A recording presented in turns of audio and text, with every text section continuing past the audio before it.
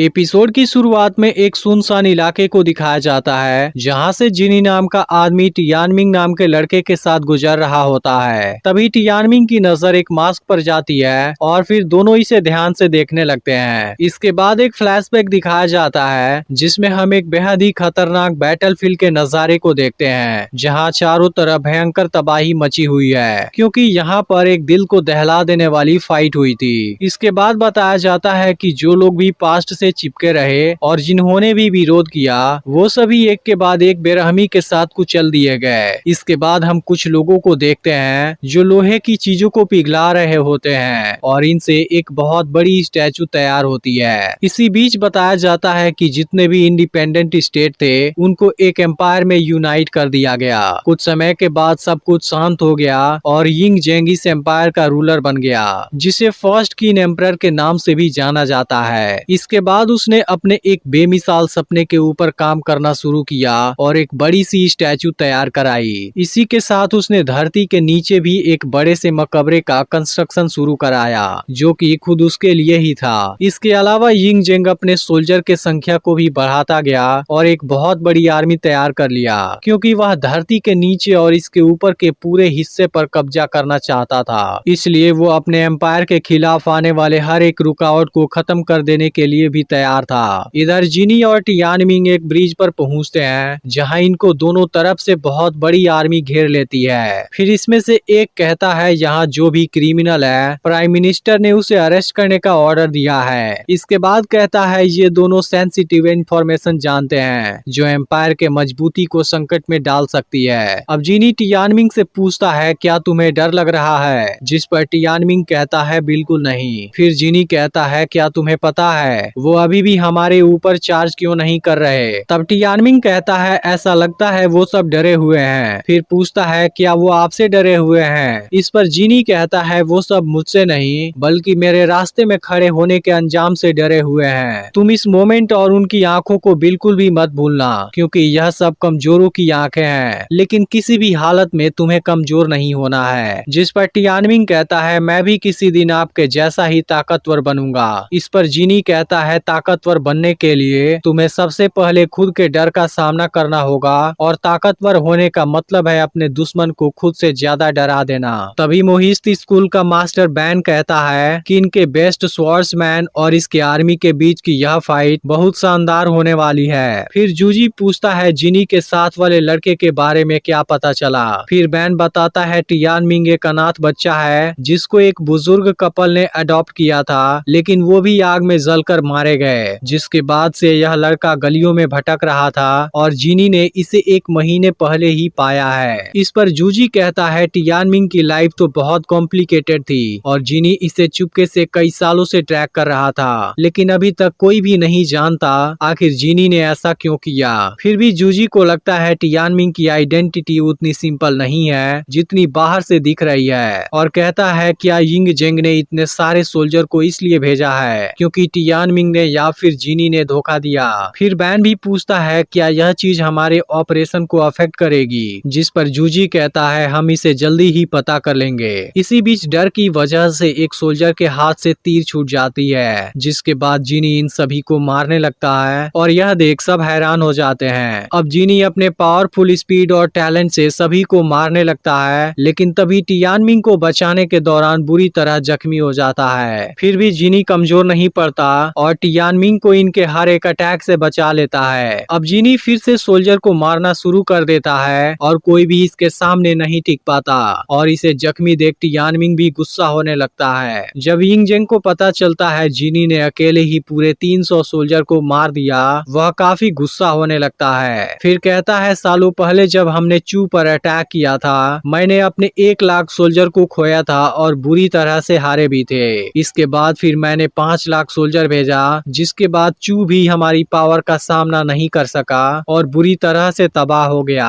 अगर इनको भी गिरफ्तार करने के लिए 300 सोल्जर कम है फिर जरूरत पड़े तो 300 की जगह 3 लाख सोल्जर भी भेज दो। इस पर प्राइम मिनिस्टर लीसी कहता है जिनी के साथ डील करना इतना आसान नहीं है क्योंकि उसकी तलवार सभी वेपन की किंग है। इसके अलावा जिनी खुद एक बेस्ट स्वॉर्ड्समैन है जिसे सब स्वॉर्ड मास्टर के नाम से जानते हैं। वैसे तो उसे आपने ही फेवर दिया था लेकिन उसने गद्दारी कर दी। लेकिन यह कोई एक्सीडेंट नहीं है, बल्कि पहले 6 स्टेट के रेबल्स उसके साथ मिले हुए हैं और इस एम्पायर को गिराने की साजिश कर रहे हैं। इसलिए अब हमें फायर के साथ फायर से ही फाइट करना होगा। लेकिन यिंगजेंग को यह बात समझ नहीं आती। तब लीसी बताता है कि जिनी ने अपनी स्किल घोस्ट वैली में सीखी थी, जहाँ का हर मास्टर अपनी पूरी लाइफ में केवल 2 ही स्टूडेंट को ट्रेन करता है और यह दोनों एक दूसरे के खतरनाक दुश्मन होते हैं, जिसमें सबसे लास्ट में केवल एक ही जिंदा बचता है, जो कि घोस्ट वैली का अगला मास्टर बनता है। और यह ट्रेडिशन सैकड़ों सालों से चली आ रही है। अब यह लोग एक फॉरेस्ट में पहुंचते हैं, जहां इनको बहुत ही खतरनाक सांप घेर लेते हैं। फिर लीसी कहता है कि हम यहाँ इस जगह के मास्टर से मिलने आए हैं। इसके बाद हम एक खूबसूरत लड़की चिलियान को देखते हैं, जो कहती है कि ये सांप बेखबर लोगों को खत्म कर देते हैं। इसके बाद चिलियान इन लोगों को फॉलो करने के लिए बोलती है और इनको गाइड करने लगती है। कुछ समय के बाद यह लोग इसके अंदर जाते हैं, जहाँ पर हम वेई को देखते हैं। वह लीसी से कहता है कि तुम केवल अपने आइडेंटिटी की वजह से अभी तक जिंदा हो। यह सुनकर लीसी के आदमी गुस्सा होने लगते हैं, लेकिन वेई को यह चीज पसंद नहीं आती है और वह एक झटके में ही इन सभी को मार देता है। तब लीसी कहता है कि हान किंगडम के रूल तो बहुत स्ट्रिक्ट हैं। इस पर वेई कहता है लेकिन अब इसका क्या फायदा,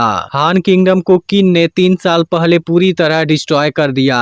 तुम्हें तो इस बारे में बहुत अच्छे से पता होगा। तब लीसी कहता है कि हान किंग के सर्विस में तुम सबसे फेमस वॉरियर हुआ करते थे। अगर तुम अपने टैलेंट को इन जंगलों में रहकर वेस्ट कर दोगे, फिर यह तो बड़े शर्मिंदगी की बात होगी। इसके बाद लीसी कहता है अब पूरी दुनिया में केवल एक ही रूलर है और यिंगजेंग ने तो अभी अपना प्लान शुरू किया है, जिसके लिए उसे तुम जैसे टैलेंटेड वॉरियर की जरूरत है। तभी वेई कहता है इन सभी बातों का कोई भी फायदा नहीं होने वाला, क्योंकि मुझे इन चीजों में कोई इंटरेस्ट नहीं है, इसलिए तुम यहाँ से जा सकते हो। फिर लीसी कहता है भले ही तुम्हारा स्वॉर्ड टेक्निक खतरनाक है, लेकिन फिर भी जिनी के जितना अच्छा नहीं है। यह सुनते ही वेई कहता है इस नाम को तो मैं कभी नहीं भूल सकता। फिर आगे कहता है मोहिस्त स्कूल अभी कुछ समय पहले ही एक्टिव हुआ है, जो यिंगजेंग के खिलाफ साजिश कर रहा है। कहीं इसी वजह से तुमने तो मुझे नहीं खोजा। तब लीसी कहता है ऐसा कहा जाता है तुमने मोहिस्त स्कूल के पहले वाले लीडर को मारा था, जिसकी वजह से वो तुम्हारा नाम सुनते ही कांपने लगते हैं। फिर वही कहता है वो मुझे काफी समय से खोज रहे हैं, क्योंकि वो अपने लीडर के मौत का बदला लेना चाहते हैं। लेकिन आखिर वह लड़का कौन है जिसे जिनी प्रोटेक्ट करना चाहता है? इस पर लीसी कहता है वह कोई ऐसा है जिसे बहुत पहले ही मर जाना चाहिए था। मैं उस लड़के को देख लेता हूँ और तुम जिनी को देख लेना। इसके बाद वेई भी यह डील मान जाता है, लेकिन कहता है कि इसके बाद मुझे तुमसे कुछ लेना देना नहीं रहेगा। यह सुनकर लीसी भी इसकी बात मान जाता है। फिर वेई चिलियान से पूछता है कि वुस वांग, कोंगलेंग और बाई फेंग कहाँ पर हैं? तब चिलियान कहती है मैं तीनों को असेंबल होने के लिए खबर भेज देती हूँ, जिसमें से वुस वांग सैंगडेंग से 125 किलोमीटर दूर की पहाड़ी में ट्रेनिंग कर रहा है। इधर टियानमिंग जिनी के टैलेंट से काफी हैरान है, क्योंकि उसने अपने शानदार टैलेंट से इतने सारे सोल्जर को आसानी से मार दिया। तभी टियानमिंग नोटिस करता है कि जिनी बुरी तरह से जख्मी है, लेकिन फिर भी इसने इस बारे में एक बार भी कुछ नहीं बोला। फिर टियानमिंग जिनी से रेस्ट करने के लिए बोलता है, जिस पर जिनी पूछता है क्या तुम थक गए हो? फिर टियानमिंग कहता है आप इतने ज्यादा जख्मी हैं, सबसे पहले हमें आपके लिए एक डॉक्टर को खोजना होगा। तब जिनी कहने लगता है हमारा डेस्टिनेशन अभी भी बहुत दूर है और हमें काफी दूर तक जाना है, क्या तुम स्ट्रॉन्ग नहीं बनना चाहते? यह सुनते ही टियानमिंग कहता है यह भी कोई पूछने की बात है। तब जिनी कहता है तुम्हें हमेशा इसी रास्ते पर आगे बढ़ना होगा, भले ही कुछ समय बाद मैं तुम्हारे साथ ना रहूं। यह सुनकर टियानमिंग पूछने लगता है कि आप मुझे छोड़कर जाने वाले हैं, लेकिन अब जिनी कुछ नहीं बोल पाता और फिर बेहोश होकर नीचे गिर जाता है। फिर टियानमिंग झील से पानी ले जाता है और जिनी को पिलाने लगता है, लेकिन तभी इसकी नजर एक तीतर पक्षी पर जाती है और काफी कोशिश के बाद टियानमिंग इसे पकड़ने में कामयाब हो जाता है। फिर वह इस जगह पर आग जलाता है और जिनी की तलवार की मदद से इसे पकाने लगता है। इसके बाद हम चू फैमिली के यंग मास्टर सोयू को देखते हैं, जो अपनी एक छोटी सी ट्रेनिंग दे रहा होता है और इस दौरान अपने शानदार टैलेंट और ताकत से सभी को आसानी से हरा देता है। तभी इनको अचानक से दुश्मन के अटैक होने का अलर्ट मिलता है और सोयू भी बाहर जाने लगता है, लेकिन तभी फान जेंग इसे रुक जाने के लिए बोलता है और लियांग को कुछ लोगों के साथ इन्वेस्टिगेट करने भेजता है, लेकिन सोयू इस बात से बिल्कुल भी खुश नहीं होता।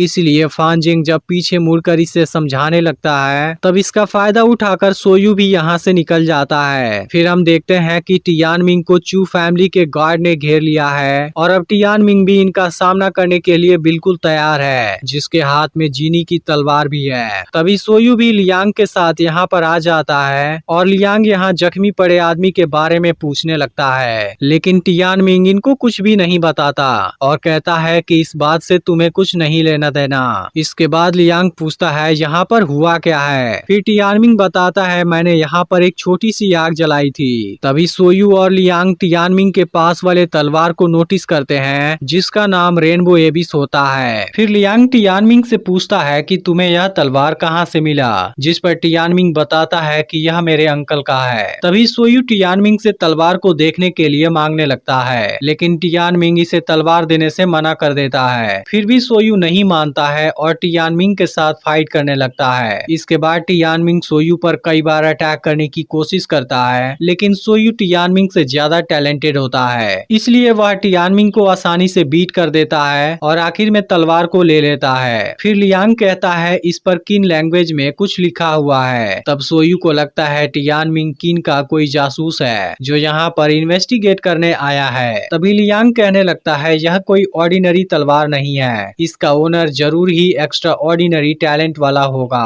अब यह सब टियानमिंग के अंकल का नाम पूछते हैं, लेकिन टियानमिंग अभी भी कुछ नहीं बताता। अब लियांग समझ जाता है टियानमिंग ने यहाँ गलती से आग जलाया था। इसी बीच सोयू नोटिस करता है कि यहाँ पर जिस गार्ड की ड्यूटी थी वह यहाँ मौजूद नहीं है। यह पता चलते ही सब परेशान होने लगते हैं, लेकिन तभी कोई इस गार्ड के डेड बॉडी को इनके तरफ फेंकता है, जिसके बाद सब पूरी तरह से अलर्ट हो जाते हैं। तभी अचानक से इनके सामने एक पावरफुल आदमी आ जाता है। फिर यह सब इसका सामना करने की पूरी कोशिश करते हैं, लेकिन फिर भी यह आदमी बहुत पावरफुल होता है, इसलिए बहुत आसानी से इन सभी को मारने लगता है। फिर पता चलता है असल में यह आदमी वुस वांग है। तभी टियानमिंग तीतर के मीट को उठाने जाता है, लेकिन अब वुस वांग इसे पकड़ लेता है और इसका मीट खा जाता है, जिसके बाद टियानमिंग इस पर गुस्सा हो जाता है। अब टियानमिंग को खतरे में देख सोयू उसे बचाने जाता है, लेकिन वह इसके सामने कमजोर पड़ने लगता है। फिर वुस वांग याद करता है इसे ऐसे आदमी को मारने का ऑर्डर मिला है जिसके हाथ में रेनबो एबिस नाम की तलवार हो। इसके बाद सभी गार्ड सोयू को प्रोटेक्ट करने की कोशिश करने लगते हैं, लेकिन फिर भी वुस वांग की ताकत के सामने कोई नहीं टिक पाता और वह इन सभी को एक एक करके मारने लगता है। तभी इसी बीच टियानमिंग को एक मिस्टीरियस आवाज सुनाई देने लगती है। फिर एक फ्लैशबैक दिखाया जाता है जिसमें लीजी नाम की लेडी एक छोटे से बच्चे से कहती है आने वाले कुछ सालों में तुम बहुत से खतरों का सामना करोगे। फिर वह अपने बच्चे को किसी के हाथों में दे देती है और कहती है तुम कभी मत भूलना तुम्हारी लाइफ के बदले एक बहुत बड़ी कीमत चुकाई गई है, इसलिए तुम कभी भी मत डरना और हमेशा स्ट्रॉन्ग बने रहना। इसके बाद पावरफुल वुस वांग इसके सामने होता है और यह एपिसोड यहीं पर एंड हो जाता है। अगर एनीमे रिकैप की यह वीडियो अच्छी लगी हो तो लाइक जरूर कर देना और किंग्समून के अगले पार्ट का एक्सप्लेनेशन चाहिए फिर कमेंट करके जरूर बताना।